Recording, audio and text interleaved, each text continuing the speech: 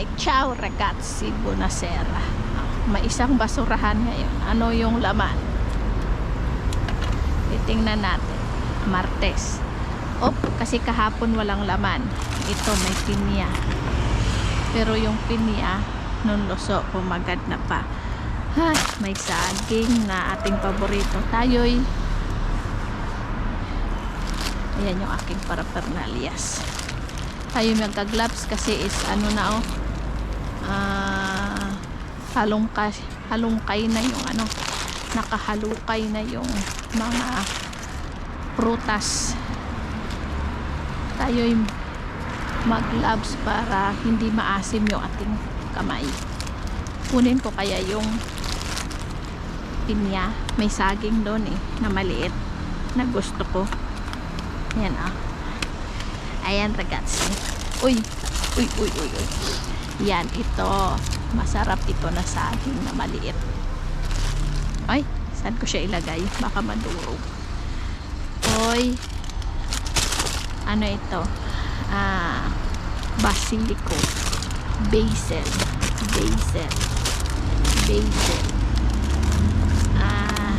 Itong pinya, kunin natin yung pinya, babene.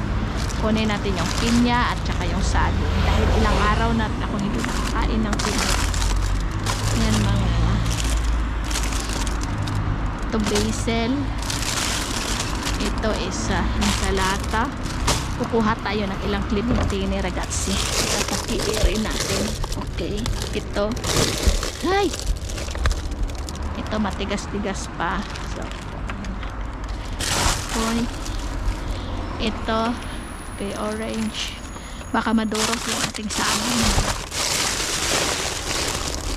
Ito orange, matigas-tigas pa. Ano pa yun? Itong munggo, hindi na kasi na siya. Sira. Ito basag natin. Clementine,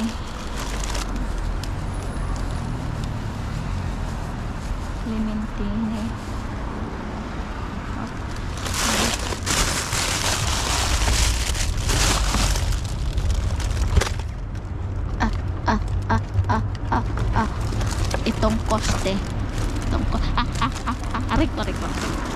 itong koste. Ayan, kukunin natin itong koste. Babene ragazzi. So, yan lang yung ating kukunin ngayong gabi. Ito kunin pa. Taas natin yung saging.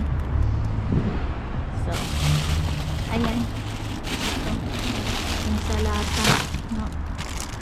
Itong orange. Itong clementine. Malambot-lambot pa siya. Konti. Okay, ragazzi, yan lang yung ating kukunin. So, meron na tayong konting gulay at prutas. Balik natin yung ating ayan na bene. Ito yung ating saging. So okay, meron tayong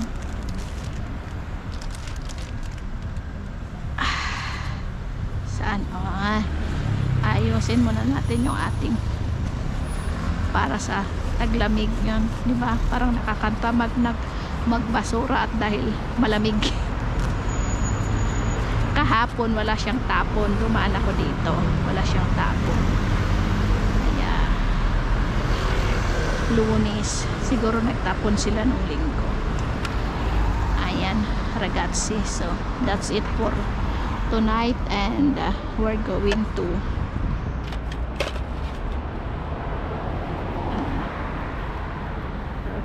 our home.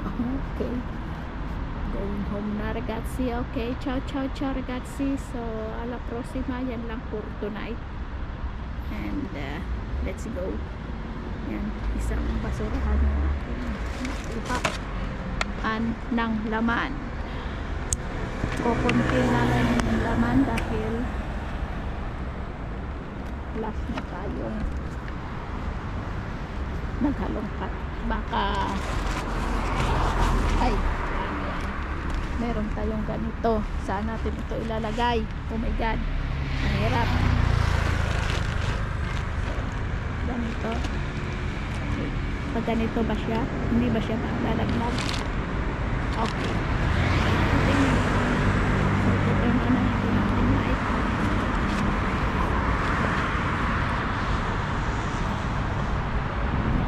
Yung ating sa pag-uwi.